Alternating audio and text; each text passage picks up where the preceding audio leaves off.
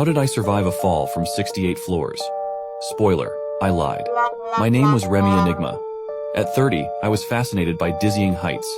Since my 22nd year, I challenged the most intimidating summits, climbing without equipment, always in search of the perfect photo and seeking to inspire others to push their limits.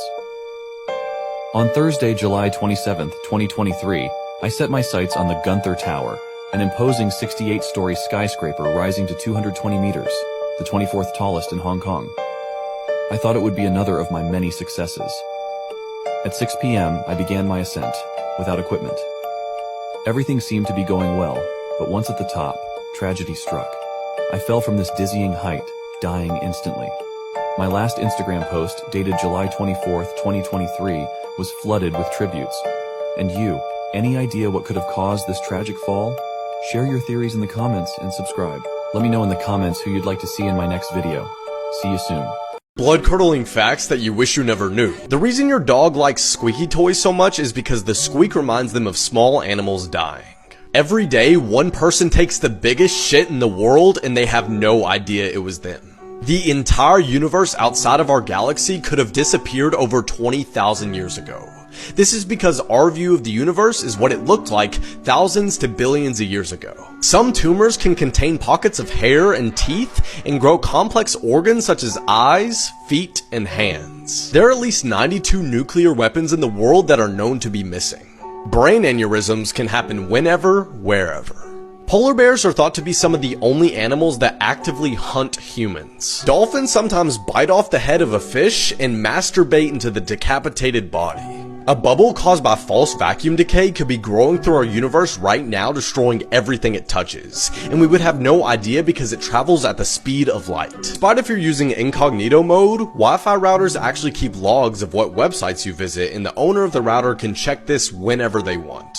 My husband and I were chased by something in the woods of... Okay, so if you really don't want to sleep tonight, let me tell you about the thing that lives in the Appalachian woods. And if you like this stuff, I have a whole episode on it. Generations ago in northern Appalachia, there was this one community that all let their children be babysat by this one woman named Mother Tabitha. This community was really cut off from the rest of the world, and they didn't realize that they had a higher child mortality rate than was normal at the time. So one day, an older brother ran to Mother Tabitha's house to go pick up his little brother. When he gets there, he looks in through the window and he sees that Mother Tabitha is doing this really strange dance, and all of the kids are totally bewitched by it. And next to her dancing is this creature that has a caribou for a head. It's got like the body of a human, but a caribou head. This child freaks out and runs to tell the adults, who all go to Mother Tabitha's house. And when they get there, they also realize that another child has died under Tabitha's care that day. Remember, this is an Appalachian community. They know that there's witches that live in the woods, so the parents all freak out and chase Tabitha out. As she's running away, her dress flaps, and they can see that underneath her dress, there's a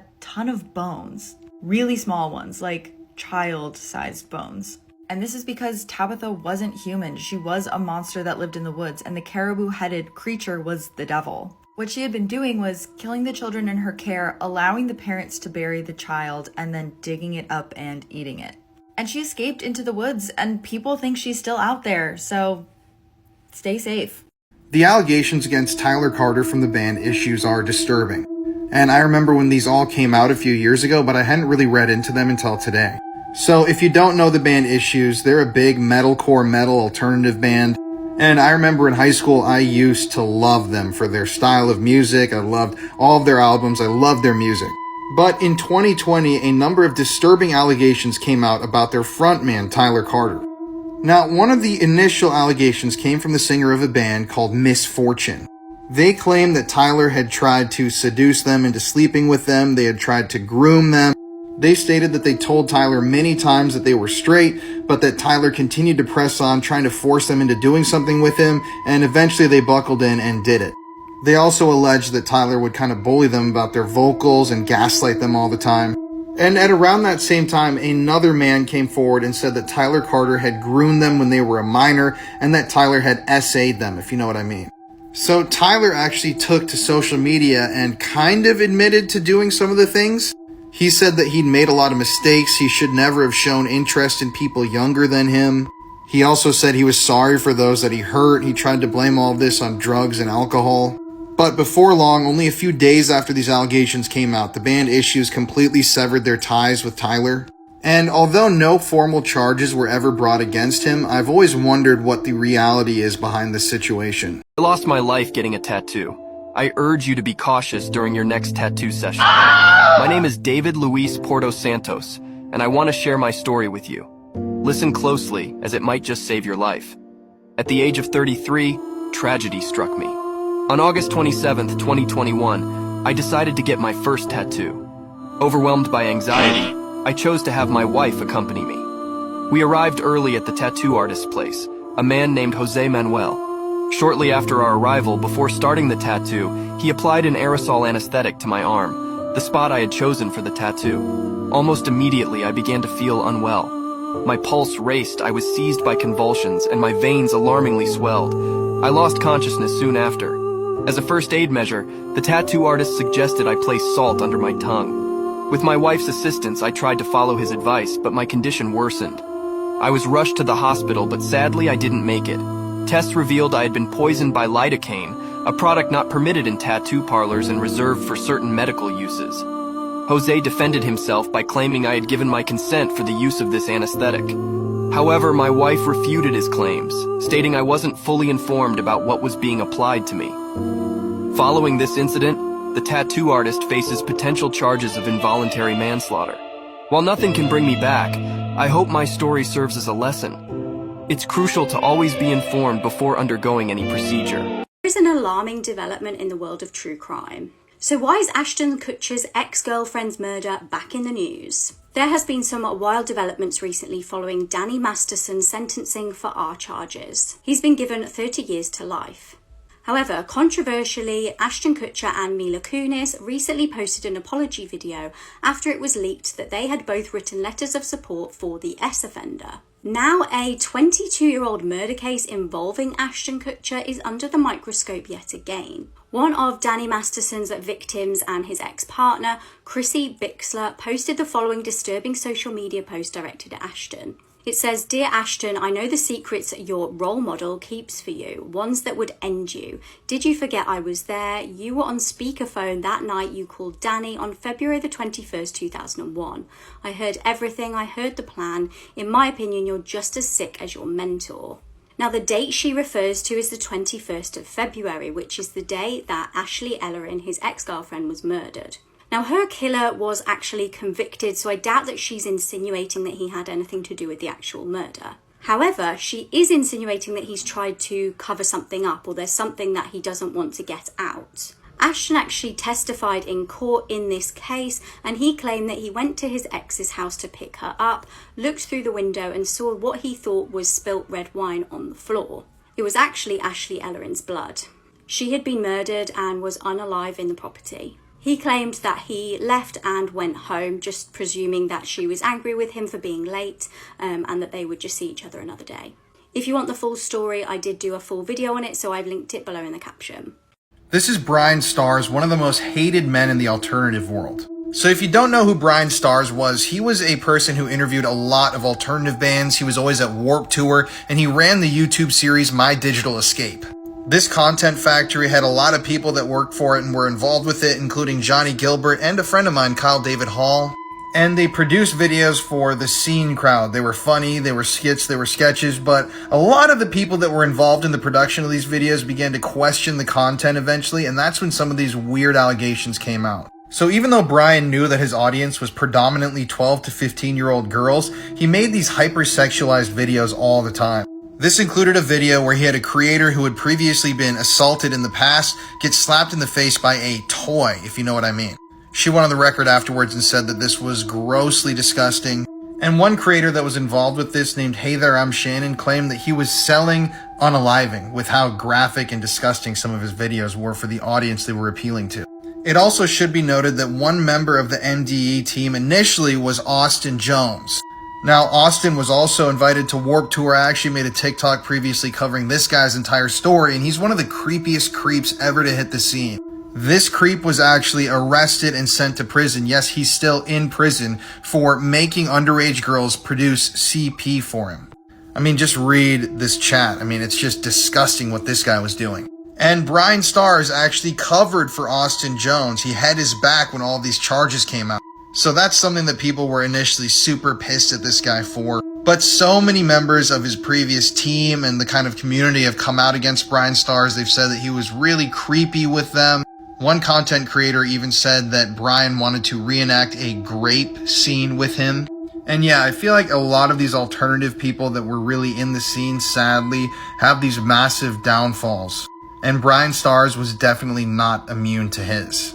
The girl was killed by the last person anyone would suspect. On the 8th of March 2020, Brittany Ulaki shouted to her dad James, "I'll beat you home." Brittany had just been watching her dad play in a band and had organised a lift home with her best friend. The friend in question was 18-year-old Bryce Dickey. Brittany and Bryce were so close that she actually referred to him as her big brother. Brittany was 16 years old and Bryce was always there for her and her family.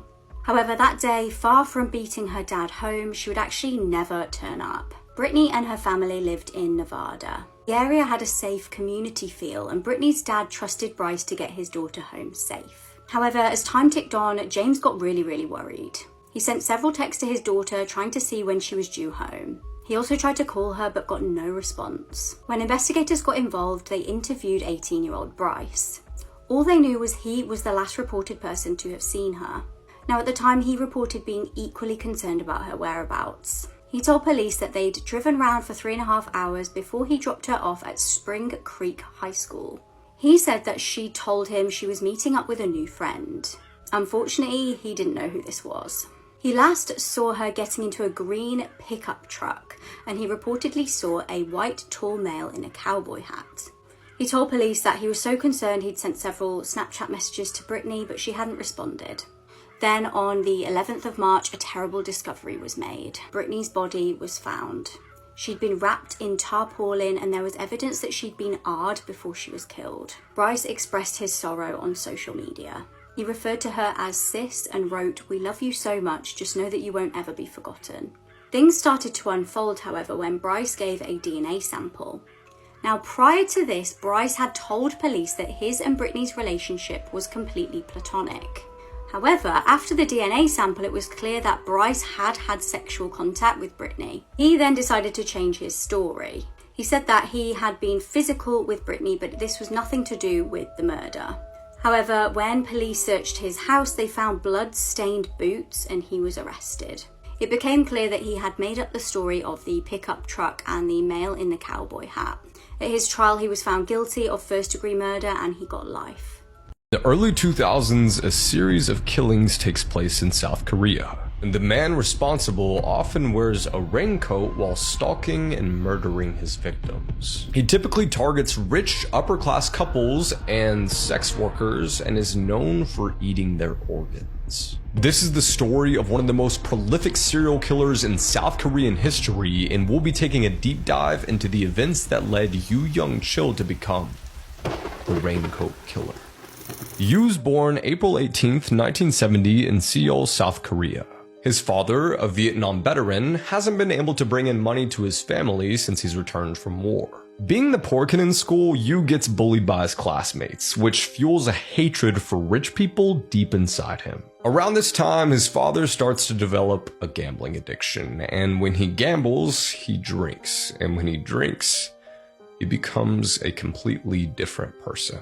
Yoo's abused for years mentally with hurtful comments and physically with his father's special hammer. At age 15, his dad gets involved in a fatal car accident, which leads Yoo to finally start to come out of his shell. He's a hardworking student, a talented athlete in gymnastics and track, and he's even a bit of an artist. Yoo even attempts to get into a secondary school specifically for art, but fails because he's colorblind.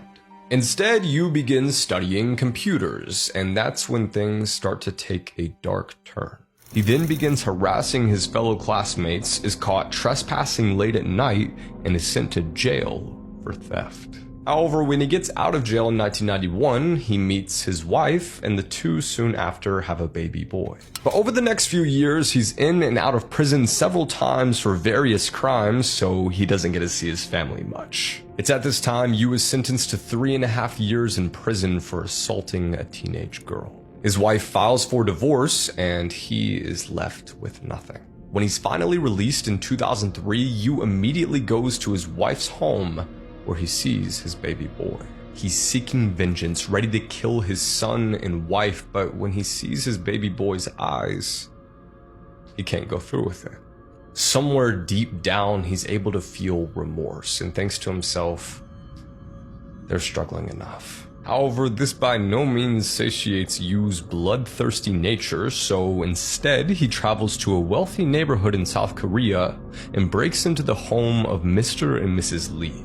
He climbs through the window and spots Mr. Lee sitting on his couch. Mr. Lee stands up in panic and then Yu stabs him and he looks around to find his wife. She assumes that they're being robbed, so she rushes to the closet, grabs all the money she can find, gives it to Yu, begging for her life. He then looks Mrs. Lee straight in the eyes and says, "Do you think I'm doing this for the money?"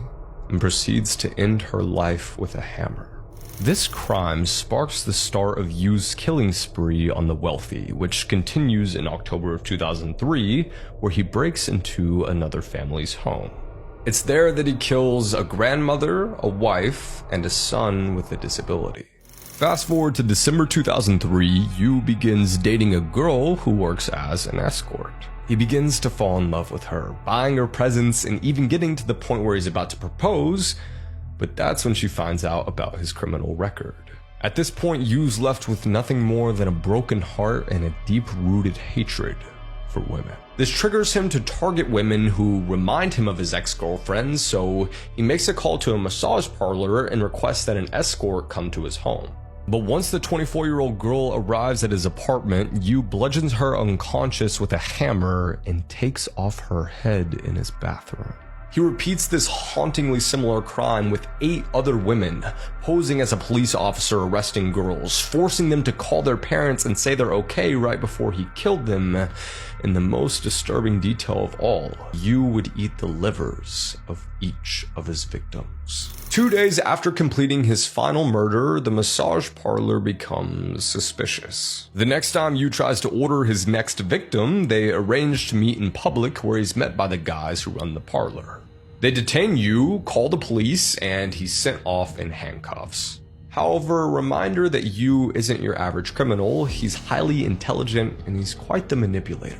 He starts going absolutely ballistic on the police, acting like he's having a seizure and begging them to take his restraints off. They remove his handcuffs in an effort to calm him down, and when one of the police officers gets distracted, Yu makes a run for it. Thankfully, he's recaptured just 12 hours later, but if he wasn't, it's quite likely that to this day we would have a murderer on the loose. Yu's officially taken into custody July 15th, 2004, where he immediately admits to killing 19 people. On December 13th, 2004, Yu's found guilty on 20 counts of first-degree murder and is given the death penalty.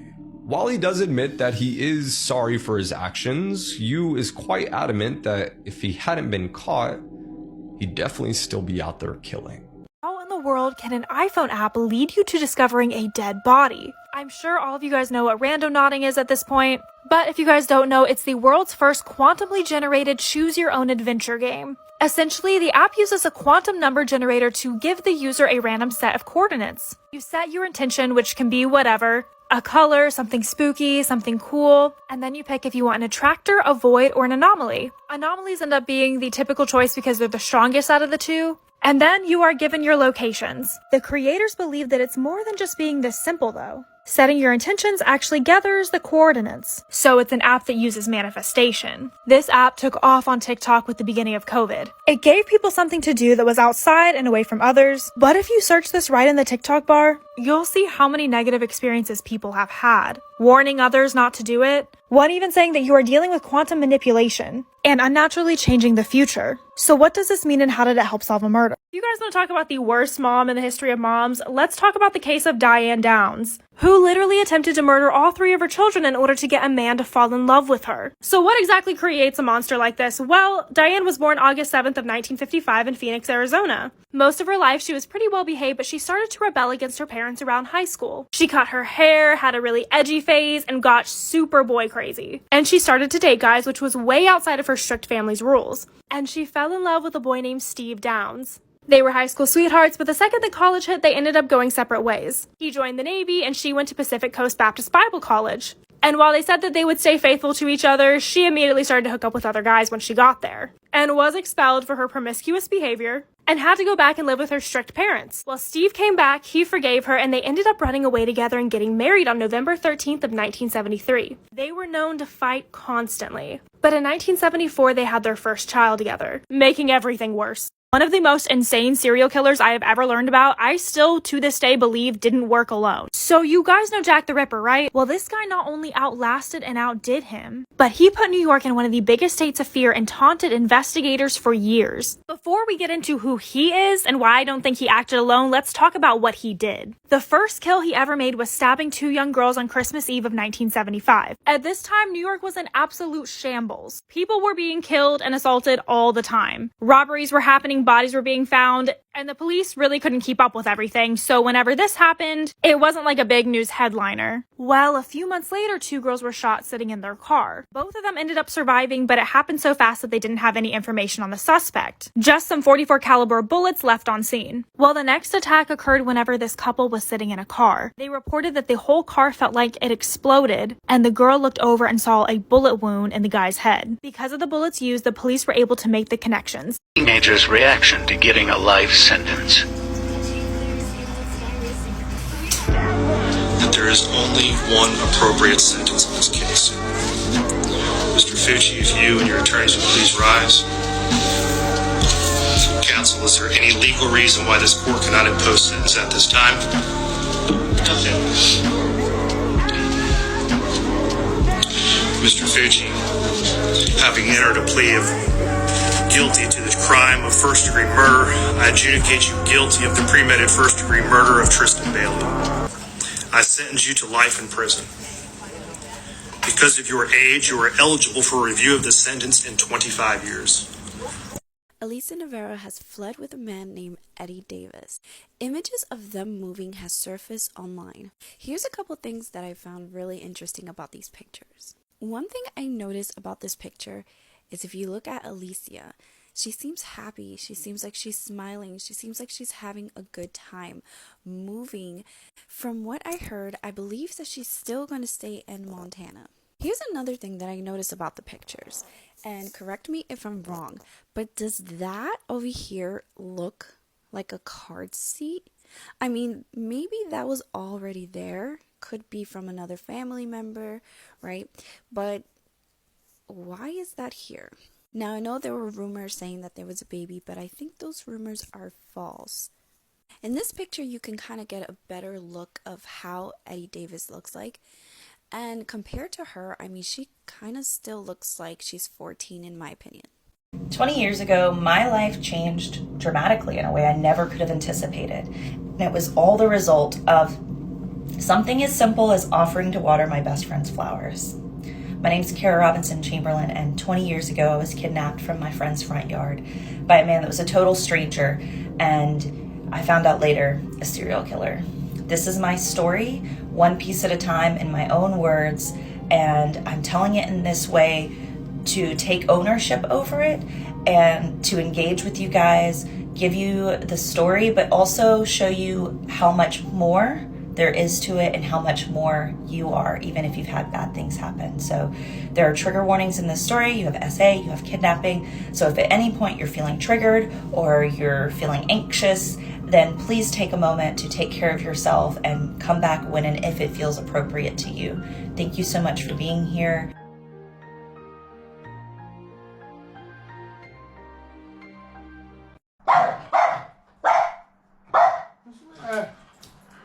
What? Look in there, mate. Look in there. What? Look in there.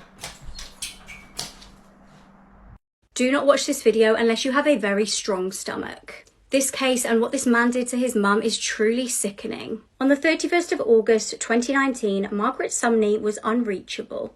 Her family just knew something was wrong. They tried and failed to get hold of her for 2 days before eventually ringing the police. The police conducted a welfare check on her in her house in Pennsylvania. What they discovered was horrifying. They found glass all over the floor and blood smeared on the walls of the home. They found the 67-year-old's body in the bathtub of the house. she'd been beaten to death. The autopsy revealed that she died from blunt force trauma to her head. Police interviewed her son David, who initially denied having anything to do with her murder. However, police searched his phone and found some horrific photographs. They uncovered 277 sickening images. These included David's selfies with his mum's dead body. In some, his face was smeared with her blood and he was doing a thumbs up pose. Police also discovered that David was in possession of some of his mum's jewellery and blank cheques. Now, he previously did have a record of assaulting his mother twice, as well as his now deceased father. The same year as his mum's murder, it was alleged that he waterboarded and strangled his ex-girlfriend in an Atlantic City hotel. He apparently slipped through the cracks in the police databases, allowing him to continue to offend. He was soon arrested, and it was found that when he committed his mum's murder, he was taking a large amount of Adderall. His defence argued that due to the substances and alcohol in his system, he had diminished responsibility. Originally, he faced charges of first-degree murder and abuse of a corpse.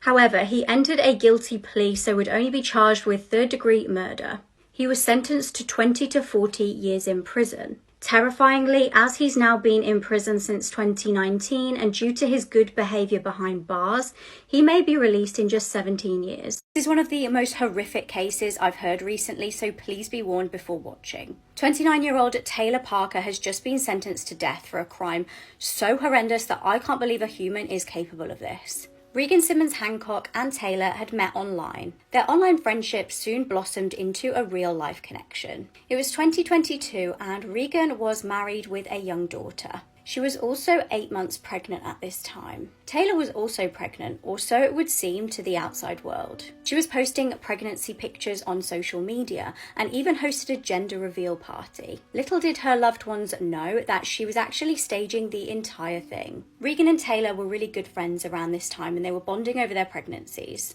Regan even shared a Facebook status thanking Taylor for bringing her round a gift and Starbucks. This was the day before she would be murdered by Taylor. On Taylor's supposed due date, she made her way round to Regan's house in Texas. Shortly after, Regan's mum made a horrifying discovery. Her daughter was face down on the floor, deceased, with blood everywhere. Her mum rang the emergency services and they raced to the scene. It became apparent that her baby had been, and again a massive trigger warning here, ripped out of her stomach, and Regan had been stabbed over 100 times. Meanwhile, Taylor was pulled over for speeding and driving erratically. She'd actually put the baby in her lap with the umbilical cord coming out of her trousers to make it seem like she'd just given birth. When the pair were taken to hospital, the horrors of what actually happened became apparent. The newborn baby tragically passed away and Taylor was arrested. She was sentenced to death, but her defense lawyer said that her loved ones should have done more to protect her earlier on when she was pretending to be pregnant.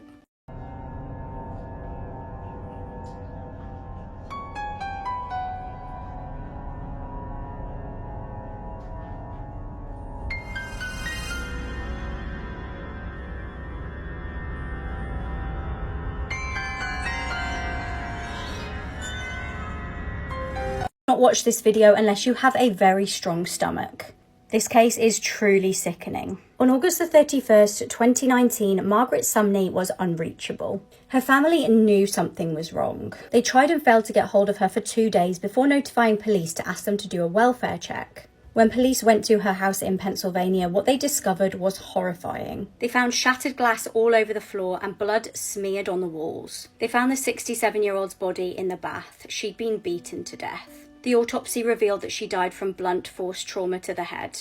Police interviewed her son David, who initially denied having anything to do with her death. However, police searched his phone and found absolutely disgusting images. They uncovered 277 sickening pictures, including selfies of David with her body, his face smeared in her blood, and doing a thumbs up pose. Police also discovered that David was in possession of his mum's jewellery and several blank cheques. He also had a record of previously assaulting his mother twice and attacking his now deceased father once. The same year as his mum's murder, he allegedly waterboarded and strangled his ex-girlfriend in an Atlantic City hotel. It's reported though that he just slipped through the cracks in the police databases, allowing him to go on to offend again. He was soon arrested, and it was found that when he'd committed the murder of his mother, he'd taken a large amount of Adderall. His defense argued that he had diminished responsibility due to his substance and alcohol use. Originally, he was facing charges of first-degree murder and abuse of a corpse.